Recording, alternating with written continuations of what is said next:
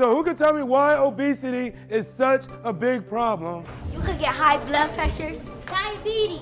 Who feels they have a fast food restaurant or a corner store that sells greasy food in their neighborhood? Do you have to be old to have diabetes? No! You know what the main cure for obesity is? Who knows what it is? We do it every day here. Eat right and exercise. Eat right, exercise. In my school, I've seen a lot less like potato chip bags. I see a lot less kids walking in with a can of soda versus now I see them walking in with apples and bananas, and that's key for me. How many of you worry about obesity in your families or in yourselves? My grandma, she has diabetes, so she has to go to the hospital constantly. My grandma, she got diabetes too, and she thinks that apples and vegetables are way more expensive than junk food is. Half of the people in New Brunswick struggle to secure enough food to feed themselves and their families. 1 in every 2 of these kids here today is projected to come down with adult onset diabetes. Food insecurity, along with the rise in obesity and diabetes, started a broader conversation about finding solutions to food insecurity and hunger and related problems in the community.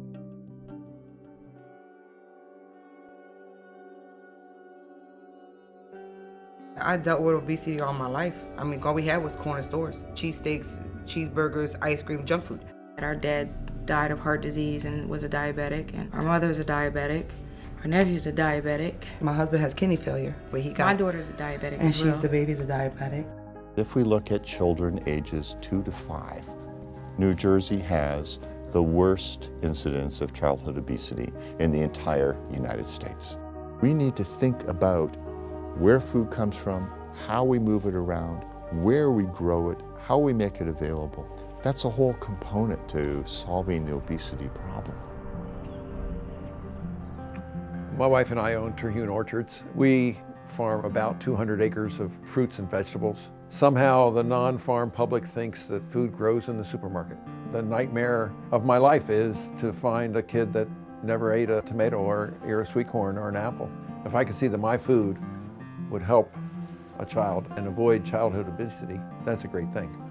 Getting farmers involved in that means getting their food to the people that need it. We try to eat as safe as possible, but we don't have that much resources around. We only have the corner stores. What they have is the potato chips, the sodas, the junk food. Supermarkets are not close to where we live at. If you don't have a car, you don't want to walk because it takes about an hour to get to the supermarket. So it's hard for us to eat healthy and teach our kids the way you should eat.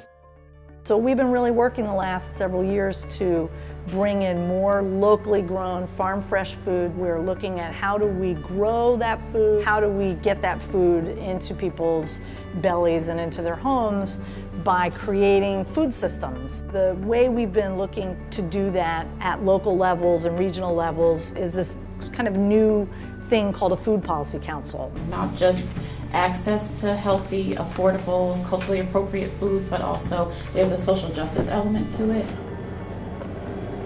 In addition to having these foods, we also take them in the classroom and do class lessons with fresh carrots, celery. Every morning when the children come in, they get their fresh fruits, the yogurt, the milk. We have some families whose children may be at risk.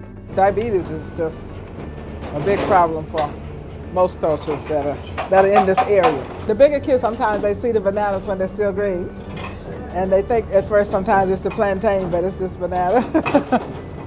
We understand the basics of obesity. We can help people change their sedentary lifestyle. We can help people make better decisions about the foods that they're eating.